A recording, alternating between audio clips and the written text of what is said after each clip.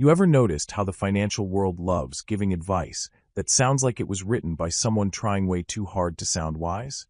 They say things like be fearful when others are greedy. Buy when there's blood in the streets. Time in the market beats timing the market. They totally sound like riddles from a monk who also happens to be your accountant. Today, I'm dropping 7 of these supposedly backwards rules. Rules that beginners often reject because they just don't feel right. And yet, they work. Again and again. Across decades. Across market cycles. Across every country where people buy stocks, panic about stocks, swear off stocks forever, and then, surprise, come crawling back when stocks go up again. These 7 rules twist your instincts into knots, because financial instinct is notoriously unreliable. We humans evolved to survive dangers and attacks, not inflation and ETFs. And that mismatch between nature and modern markets? That's where the real danger hides. So let's untangle the weird, counterintuitive wisdom that actually builds wealth. Let's push past the noise, the panic, the hype, and the rumor-fueled social media advice. You're about to learn the 7 investing rules that sound wrong, yet somehow miraculously keep working. Strange? Yes. Powerful? Absolutely. Now let's begin. Rule number 1. The best time to start investing is when you feel least ready. This rule has a kind of a big jump into the cold pool energy, and beginners hate it. When you feel financially disorganized, or underprepared, or uncertain, your brain insists that now is absolutely the worst possible moment to invest. There's always a reason not to start. Rent is high, life is stressful, the news is a dumpster fire, your job is weird, the market feels scary. Your cousin says everything's rigged, or maybe you're still recovering from that time you bought Dogecoin at 66 cents. The truth is quieter and far less dramatic. Starting early beats starting perfectly. If you wait until you feel ready, you'll wait forever. Because readiness is a feeling, not a milestone. And feelings are notoriously bad at telling you when a long-term opportunity is sitting at your feet. Meanwhile, the market rewards actual participation, not emotional comfort. The simple math is stubborn. An investor who begins at age 25 with small weekly contributions usually ends up ahead of the investor who starts at 35 with bigger contributions. Compound interest is a force that does not negotiate or compromise. It simply multiplies whatever you give it. Give it money early, and you've gifted the future you a time machine for wealth. Wait too long, and the magic fades. Beginner investors need to internalize one thing. Your first investment won't be your smartest, your biggest, or your most confident, but it will be the one that changes your direction. And direction matters far more than speed. Start before you feel ready, because nobody has ever regretted starting early, only starting late. Rule number 2. It's better to be consistently good than occasionally brilliant. This one bruises the ego. Everyone wants to feel like the genius who bought at the bottom and sold at the top. You know what's less exciting? Automatic contributions to an index fund on the first business day of every month for 15 years. But that boring consistency? It eats brilliant moments alive. Timing the market is a game of identifying peaks and valleys. But markets blur those peaks and valleys until they look like a toddler's scribble. If you chase brilliance, you end up chasing noise. That's why even hedge funds, those MBA-powered, algorithm-encrusted, caffeine-drenched financial warships, struggle to beat a simple S&P 500 index fund. Your greatest superpower as a beginner isn't genius. It's habits. A person who invests consistently, rain or shine, boom or bust, doom or hype, accumulates shares when markets are expensive and when they're cheap. That automatic averaging builds wealth without psychological torture. The rule feels wrong because we've been raised to believe success requires extraordinary talent. But in investing, the extraordinary often burns out. The ordinary, applied over years, becomes unstoppable. You get rich by being consistently good, not occasionally brilliant. Rule number 3. Down markets are not a threat. They're a sale. This one feels so backward it borders on madness. When markets fall, your instincts scream at you to sell everything and bury cash somewhere only you can access. But market drops aren't the apocalypse. They're the discount aisle of wealth. If you're a long-term investor, of which most beginners should be, declining markets are gift baskets from the finance gods. The stock market is the only store where customers run out screaming when everything goes 30% off. Your brain interprets red numbers as danger, but long-term investors see something else entirely: opportunity. Think about it this way. If you're planning to buy stocks for the next 20 to 40 years, why would you fear cheap prices? You wouldn't fear a housing crash if you were planning to buy a house every month for the next decade. You'd call it a miracle. Every dip, correction, bear market, or full-blown panic is part of the cycle. Markets fall, then rise harder. That rebound is where wealth grows. Ask anyone who invested during the 2008 crash or the 2020 COVID drop. They usually say the same thing. I wish I bought more. The greatest investors in history learned to welcome falling prices with the calm of a monk and the excitement of a bargain hunter. Down markets aren't threats, they're sales. And the people who survive the fear are the ones who benefit from the rebound. Rule number 4. Holding longer usually beats trading more. Your beginner brain will whisper, more action means more success. That instinct is dead wrong.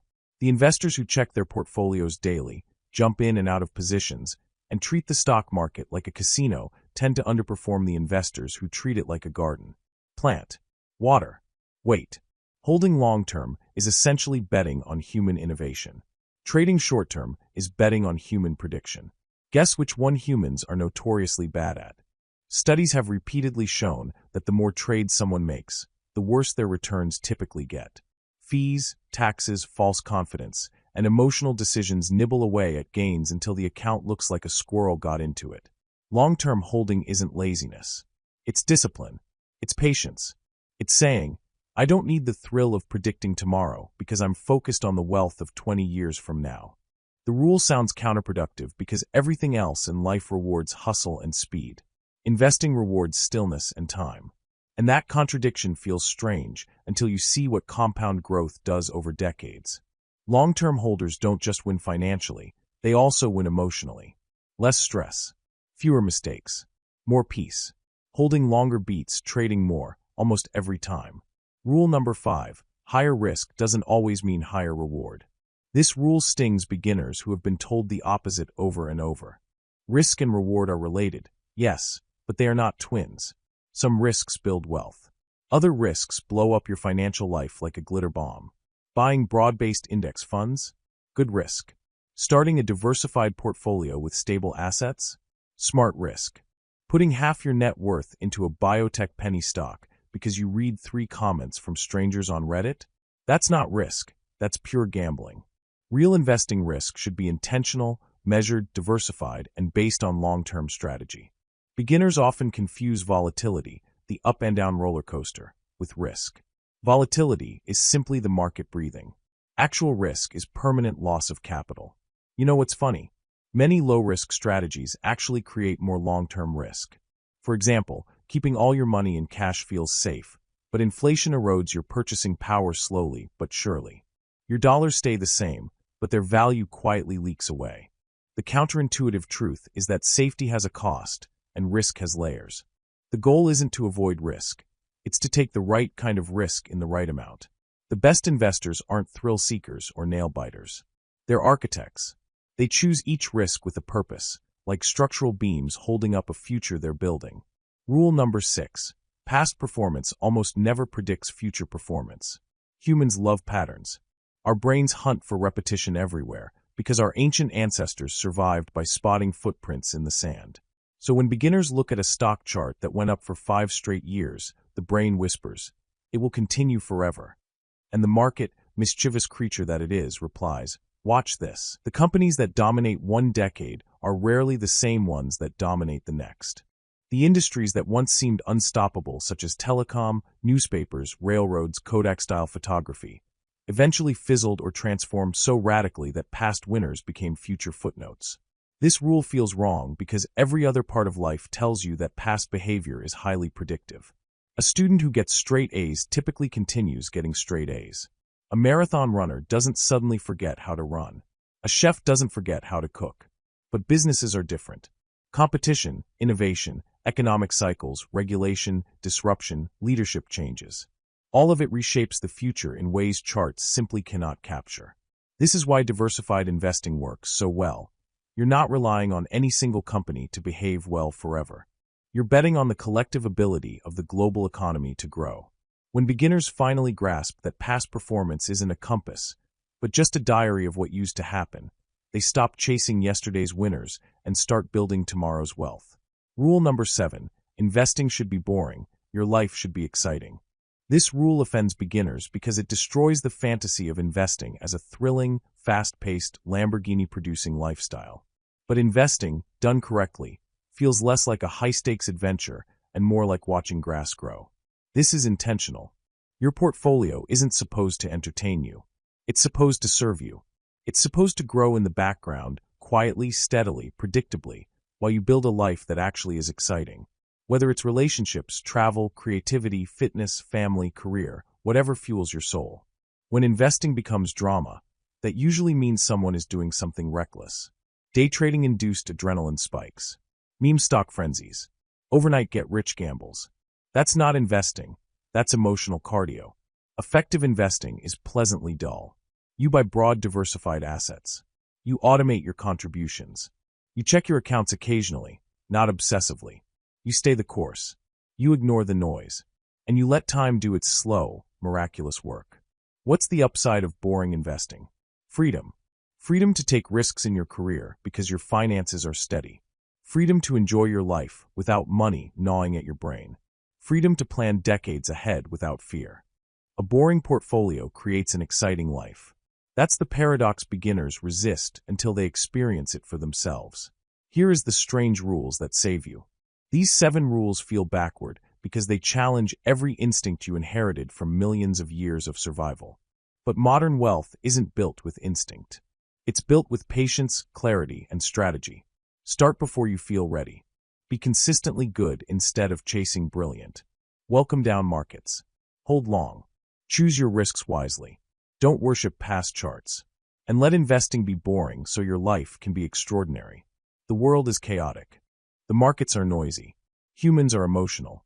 And yet the path to wealth, real wealth, is often surprisingly simple. Quiet. Sustainable. Repeatable. Follow these wrong but right rules, and future you will look back someday, smile, and think, wow, I'm really glad I ignored my instincts. To watch the next part of this series, kindly subscribe and hit the notification bell. New series drop every week. Thanks for watching. See you in the next one.